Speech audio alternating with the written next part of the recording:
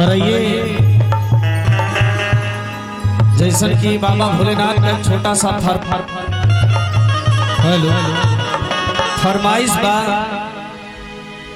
कि भोलेनाथ का एक छोटा सा भजन है कि पिएला ही गांजा खाला बेल पतिया हो डम डम डमरू बजावेला हमारे जोगिया। पार्वती माई अपने अपने पति के बखान होत बा और सब ले अपने अपने पति के बखानत हुआ। तो जब पार्वती माई का नंबर आए तो कहती ना छपर ना छानी सब कहेला अब घड़दानी ना धोती ना कुर्ता सर बहेला गंगा पानी पिएला ही गाजा खाला बेल पतिया हो डम डम डमरू बजावेला हमार जोगिया। भोलेनाथ के न घर बन दुआर बन कुरिया कि ना मड़ही बन कुरिया बा मगर बखान कितना बा हमारे पति देव के।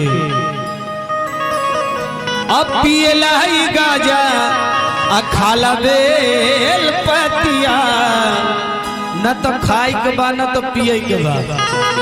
आ जाइए आप लोग, आ जाइए। महिलाएं जो भी आ रही हैं थोड़ा मैट पे जगह देंगे, कुर्सी और भैया आप लोग पीछे कर लेंगे। और प्रदीप भाई देखिए, आप हैं हमारे दलित बड़े भाई हैं, आप सब जो गांव की महिलाएं आ रही हैं उनको सम्मान से कहीं मैट बिछवाइए और बैठावाइए।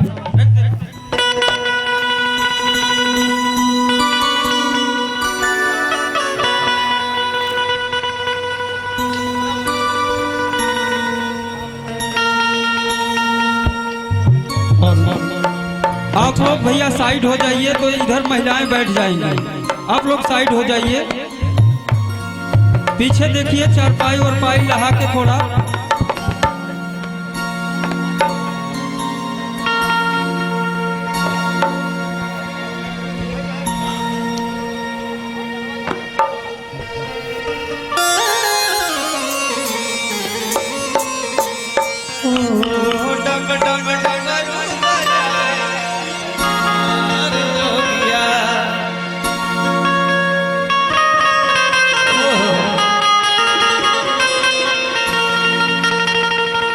ना छपर ना छानी सब कहेला अब घड़दानी ना धोती ना कुर्ता सर बहेला गंगा पानी हो पिएला ही गाजा खाला बेल पतिया हो डम डम डम डम हे डमो डम हो डम डम डमरू बजावेला हमार जोगिया हो डम डम डमरू बजावेला हमार जोगिया। ना छपर ना छानी सब कहेला अब घड़दानी ना धोती ना कुर्ता सर बहेला गंगा पानी ना छपर ना छानी सब कहेला अब घड़दानी ना धोती ना कुर्ता सर बहेला गंगा पानी पिएला ही गांजा खाला बेल पतिया हो डम डम डमरू बजावेला हमार जोगिया हो डम डम डमरू बजावेला हमार जोगिया।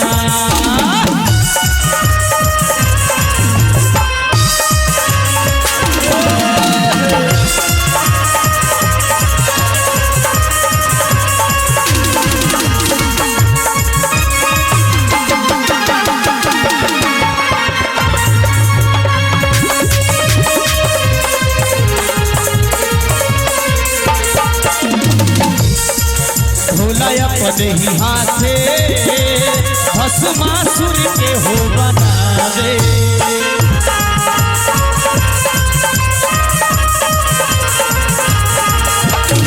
करा ही डर से खुद आपन जान बचावे।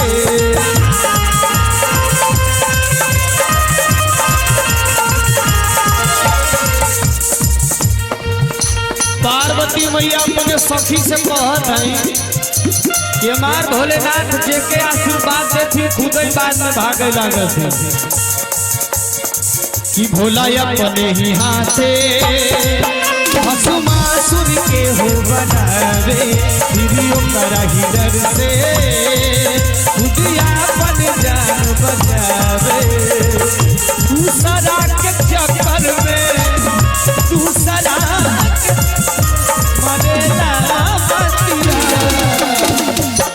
क्या बात है, एक बार जोरदार ताली हो जाए। हाय हाय हाय कि दूसरा के चक्कर में मरेला मतिया हो डम डम डमरू बजावेला हमारी दुनिया हो डम डम डमरू बजावेला हमारी दुनिया।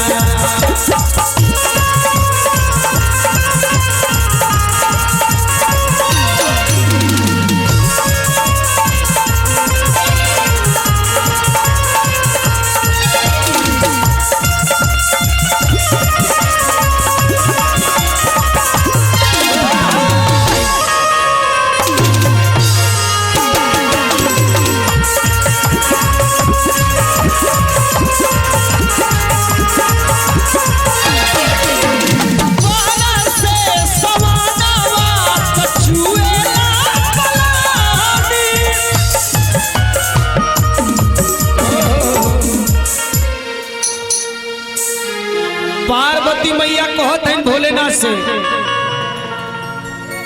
लगा रहा हूँ तो माऊ तोरे लगे कि बरसे सवनवा तो चुएला पलानी। अब बात नहीं के मानत ताड़े हो भोले दानी। बरसे सवनवा तो चुएला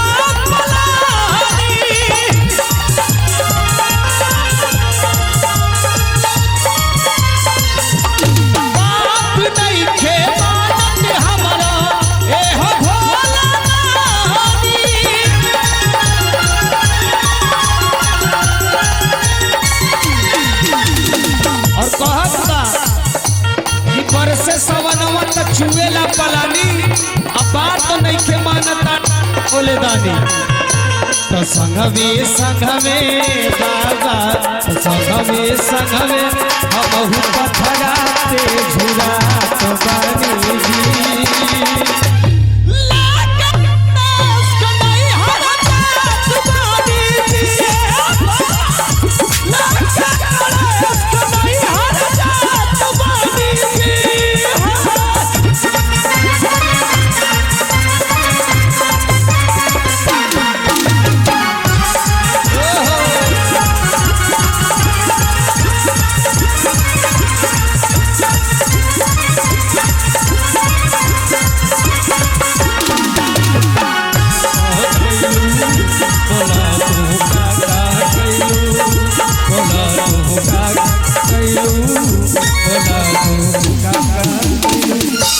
आइए एक बार जोरदार ताली हो जाए। भैया भैया सतीश भाई प्रदुम भाई थोड़ा वॉल्यूम तेज करिए यार। हेलो ये 151 रुपए का आशीर्वाद आया है भाई रिंटू मिश्रा।